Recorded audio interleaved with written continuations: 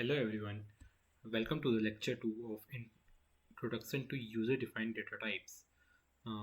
We are currently studying the subject Introduction to Object-Oriented Programming in C++, and this is the first topic of our Unit 2, User-Defined Data Types in C++. What are user-defined data types? These allows you to create custom data types to represent real-world entities. Help group related variables of different types under one name.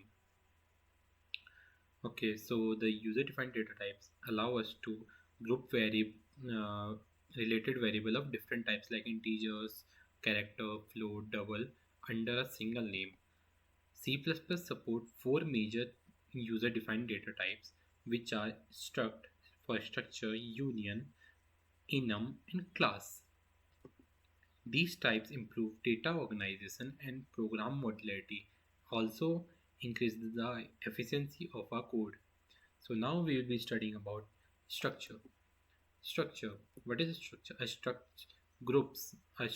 groups variables of different types under one name, often used to represent records like students, employees. Basically, the structure is normally used to save the records of students like which have multiple data like name, roll number, marks, attendance, etc. Same goes for employee name, employee ID, employee performance, etc.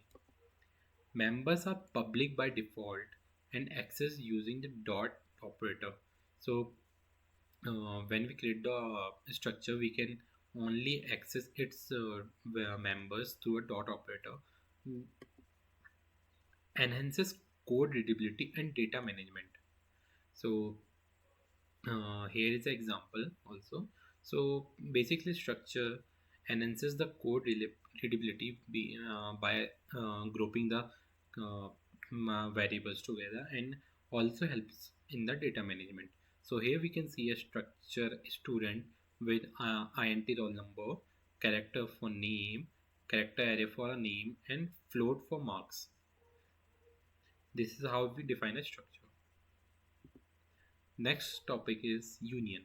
So in union, like structures, but all members shares the same memory space. In structure, all the members shares different memories, but in union, all members shares same memory space. So you can only store one value at a time. The last assigned member is active. So when we store the value in the union, only the last assigned values is stored and rest are deleted. Saves memory when different variables are not in use simultaneously. Basically, it is used where the variables are not used simultaneously. We need variable one by one. So if we have processed a variable, so its value is no longer required. So we can assign the second variable the same memory space. So can the memory management is better. Members are also public by default. Here also the members are public. So this is how we define a union data, int I, float f, character ch. So this is how we define a union. So third is enumeration, enum. So assign names to the set of integer constant like days or months. First value is 0 by default and increases by 1 unless specified. Here, the first value is 0 and increases by 1, same as in array, but we can specify the value in this. Enhances code readability and clarity. So, all the concept of user defined data types are for code readability and clarity for more modularity. So, this is how we can specify a enum days. Then we have a block. So Monday, Tuesday, Wednesday, Thursday, Friday, and close. So days, today in days, then today is equal to Wednesday.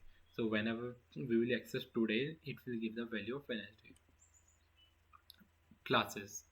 What are classes? A class is a blueprint for creating objects.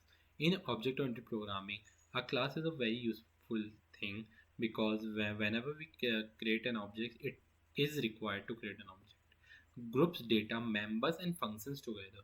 So, inside a class, members that is data, and functions that are methods are together. Unlike struct, members are private by default. In this, members are private. Promotes encapsulation and support OOPS principle. Encapsulation we have studied before, and support OOPS principle, other OOPS principles like abstraction, polymorphism, and inheritance. Further details about class will be covered in the later units. We will be studying about this in